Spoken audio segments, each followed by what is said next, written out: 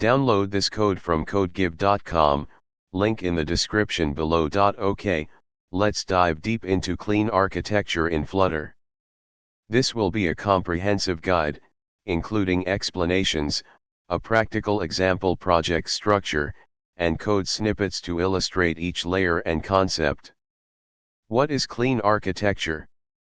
Clean architecture is a software design paradigm whose primary goal is to create maintainable, testable, and independent code. It achieves this by separating concerns into distinct layers and defining clear boundaries between them. The central idea is to ensure that core business logic remains untouched by changes in external frameworks, databases, UIs, or external agencies.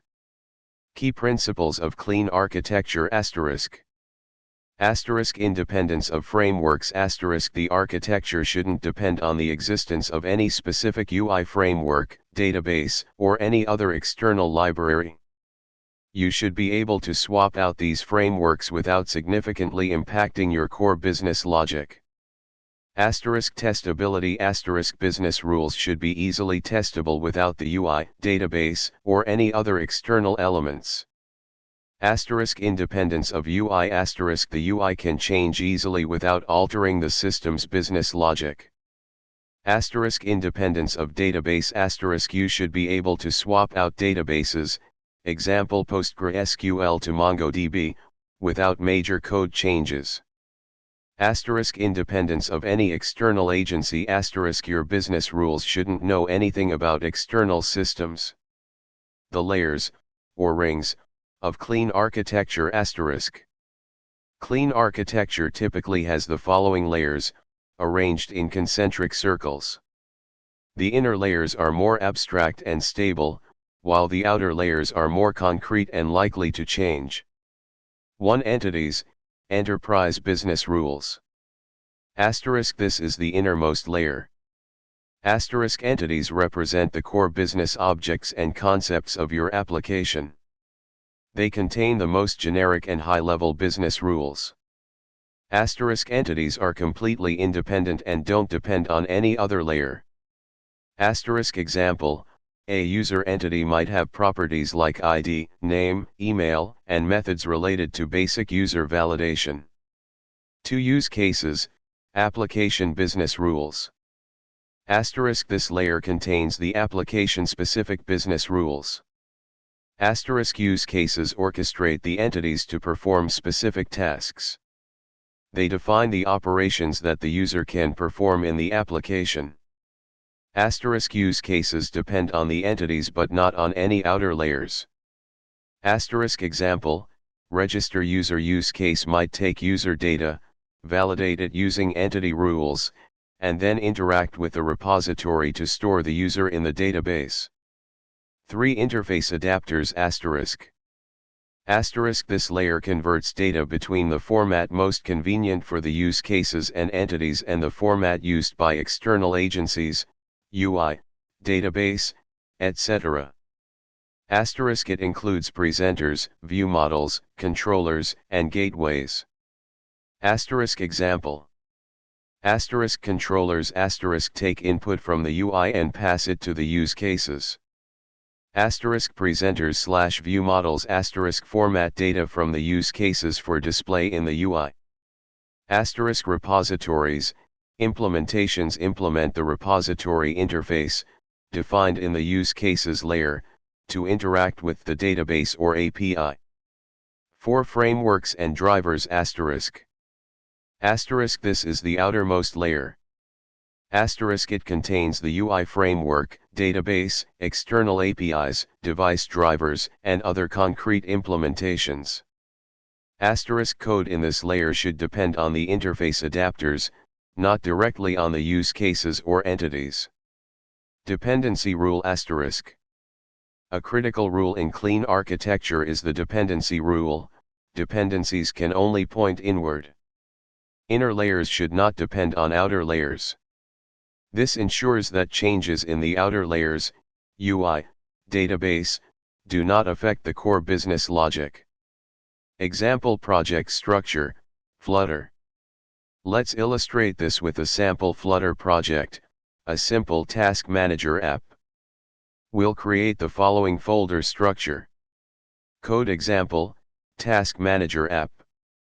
Let's focus on the Create Task feature to illustrate the layers. 1. Domain layer, entities and use cases. *domain/entities/task.dart. *domain/repositories/task_repository.dart. *domain/usecasas/create_task.dart. *domain/usecasas/get_tasks.dart. 2. Data layer, repositories, implementations and data sources. *data/models/task_model.dart. *data/data sources/local_task_data source.dart. *data/repository/task_repository_impl.dart. 3. Presentation layer, UI, blocks/providers, pages. *presentation/blocks/task_block.dart. *presentation/pages/task_page.dart. *presentation/providers/dependencies.dart. *main.dart. Explanation *task, entity is simple class representing a task. It has an ID, title, description, and is completed status. *task repository, interface defines the contract for interacting with task data, getting, creating, updating, deleting. *create task use case encapsulates the logic for creating a task. It validates the task and uses the task repository to persist it. *task model *a data transfer object, DTO, for tasks, used in the data layer. It extends the task entity and adds methods for serialization/deserialization, converting to / from JSON. *local task data source * a data source that interacts with local storage to persist task data. It uses shared preferences to store the data as JSON. *task repository an implementation of the task repository interface. It uses the local task data source to interact with the data. *task block * manages the state of the UI related to tasks. It handles events like create task event and get tasks event and emits states like task loading, task loaded, and task error. *task page * the UI for displaying tasks. It uses block builder to listen to the task block and update the UI based on the current state. *dependencies.dart * uses get_it package to handle dependency injection. How it works: create task flow.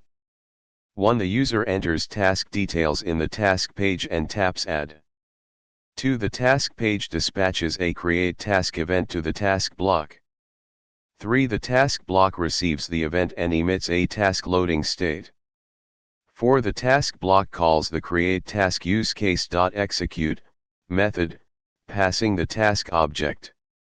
5. The create task use case validates the task and then calls the task repository.createTask method. 6. The task repository impl receives the call and uses the local task data source to save the task to local storage. 7. The task block then calls the getTasks use case to fetch all tasks. 8. The getTasks use case uses the task repository to fetch the tasks from the data source. 9. The task block receives the list of tasks and emits a task loaded state. 10. The task page receives the task loaded state and updates the UI to display the new list of tasks. Benefits of clean architecture ****. Improved testability ***. You can easily test each layer in isolation. For example, you can test the create task use case by mocking the task repository. Increased maintainability ***. Changes in the UI or data layer don't affect the core business logic. This makes it easier to maintain and evolve the application over time. Reduced coupling. Layers are loosely coupled, making it easier to change or replace components. Better reusability. Business logic can be reused across different UIs or platforms. Scalability. The clear separation of concerns makes it easier to scale the application. Drawbacks of clean architecture. Increased complexity. Clean architecture adds more layers and files to the project, which can make it more complex, especially for small applications. More boilerplate code. You may need to write more code to map data between layers. Steeper learning curve. Understanding and implementing clean architecture requires a good understanding of software design principles. Alternatives to block.